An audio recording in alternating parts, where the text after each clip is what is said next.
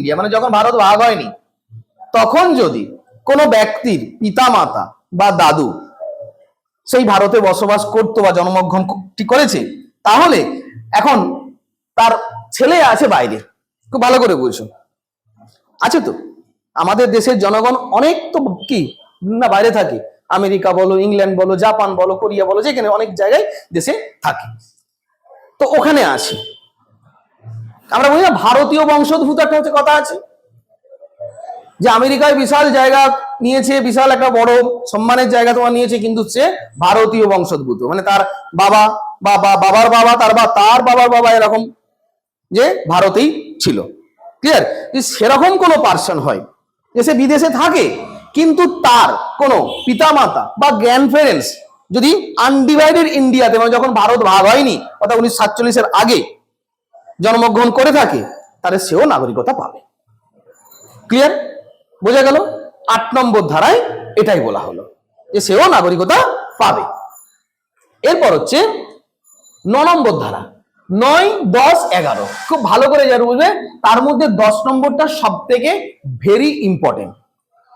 10 নম্বরটা সব থেকে ভেরি ইম্পর্টেন্ট। দেখো 9 নম্বরে কি বলা হচ্ছে না, no person shall be a citizen of India to be deemed to be a citizen of India if he has voluntary acquired citizenship of foreign state. এখন যদি সে কেউ অন্য দেশে গিয়ে সিটিজেনশিপ নিয়ে নেয়, ঠিক আছে, তাহলে তাকে আর ভারতে সিটিজেনশিপ দেওয়া হবে না। বুঝতে পেরেছো? তাকে সিটিজেনশিপ দেওয়া হবে না। এরপর এই সিটিজেন গুলোর জন্য যারা আসবে, যারা ছেড়ে যাবে, এগুলোর জন্য পার্লামেন্ট এবারে কি করবে না, সে নিজের মতো করে অ্যাক্ট করবে। দেখো এখন সিটিজেনশিপ দুম করে তাকে, সে অন্য জায়গায় আছে, যে ধরো আমাদের বিদেশের মাটিতে, এখন কথা হচ্ছে এই 7 নম্বর ধারা থেকে আমি আগে বলছি, যে বিদেশের মাটিতে আমাদের অনেক ভারতীয় বংশোদ্ভূত অনেক এসছে, তারা আন্দোলন করেছে, বিপ্লবী ঠিক ছিল, তাই তো। তো এখন তাদের সন্তান সন্ততি যদি তারা ভারতে আসতে চায়, তাহলে কি তারা ভারতের নাগরিকতা পাবে না? নিশ্চয়ই পাবে, তাই না? তো এখন এই 10 নম্বর ধারায় বলছে তোমার নাগরিকতা আছে, ঝট করে কেউ তোমার নাগরিকতা উচ্ছেদ করতে পারবে না, এত সহজ নয়। পার্লামেন্ট বলছে যে তোমার নাগরিকতা উচ্ছেদ করতে পারবে না। এবারে 11 নম্বর ধারায় একদম পুরোপুরি ভাবে পার্লামেন্টের হাতে পাওয়ারটা দিয়ে দেওয়া হলো, যে তোমরা এবারে যেমন করে ভাবো আইন তৈরি করো, সিটিজেনশিপ সম্পর্কে আইন তৈরি করে যেমন ভাবে চলবে এরপর থেকে তাই চলবে। ঠিক আছে?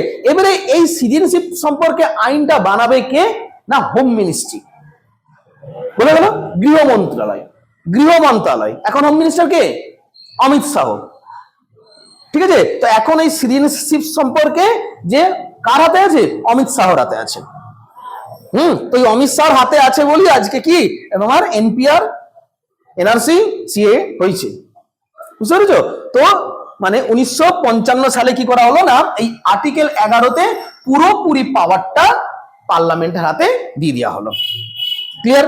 তো পার্লামেন্টের হাতে দিয়ে, এবং কার হাতে দেওয়া হলো না, হোম মিনিস্ট্রির আন্ডারে, যে এবারে ভারতের নাগরিকতা সম্পর্কে যা কিছু আইন তৈরি হবে সেটা থাকবে হোম মিনিস্ট্রির আন্ডারে। ক্লিয়ার? 11 নম্বর ধারায় বোঝা গেছে? তাহলে আরেকবার হচ্ছে তো রিভিশন করে নি।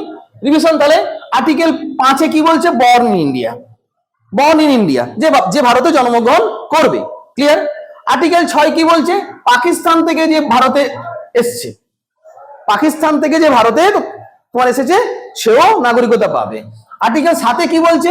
ইন্ডিয়া থেকে পাকিস্তান চলে গেছিল, আবার যারা ফেরত এসছে, ইন্ডিয়া থেকে যারা পাকিস্তান চলে গেছিল তারা আবার যারা ফেরত এসছে, ঠিক আছে, তো তারাও নাগরিকতা পাবে।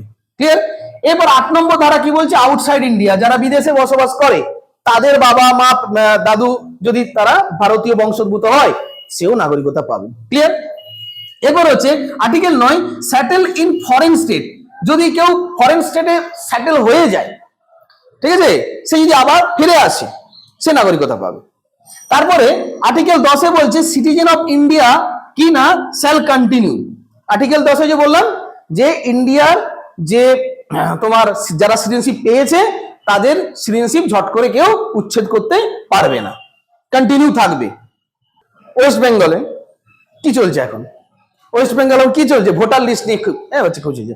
ধরো তৃণমূল পার্টি এখন আছে সরকারে, সে বললো যারা যারা বিজেপি করে তাদের কি না নাগরিকতা ভোটার লিস্ট থেকে নাম্বার দিয়ে দাও, তাহলে সব ভোট আমি পাবো, তাই তো নাকি?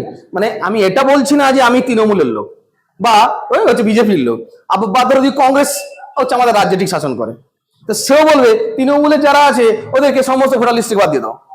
পারবে না, এত সহজ নয়। ভোটার লিস্ট থেকে বাদ দেওয়াটা এত সহজ নয় যাদের নামে ভোটার লিস্ট হয়ে গেছে, বুঝতে পেরেছো? সেটা হচ্ছে আর্টিকেল 10-এ শ্যাল বি কন্টিনিউ সিটিজেনশিপ। তোমার কি সিটিজেনশিপটা কন্টিনিউ থাকবে, কেউ ঝট করে চাইলে উচ্ছেদ করতে পারবে না। 11 নম্বর দ্বারা কি বলছে? পার্লামেন্ট। এবার পুরোপুরি পাওয়ারটা ক্ষমতাটা দিয়ে দেওয়া হলো কারাতে? পার্লামেন্টের হাতে। প্রত্যেকে বোঝা যাচ্ছে না? যায়নি? হ্যাঁ, পুরোপুরি ক্ষমতাটা পার্লামেন্টের হাতে দিয়ে দেওয়া হলো।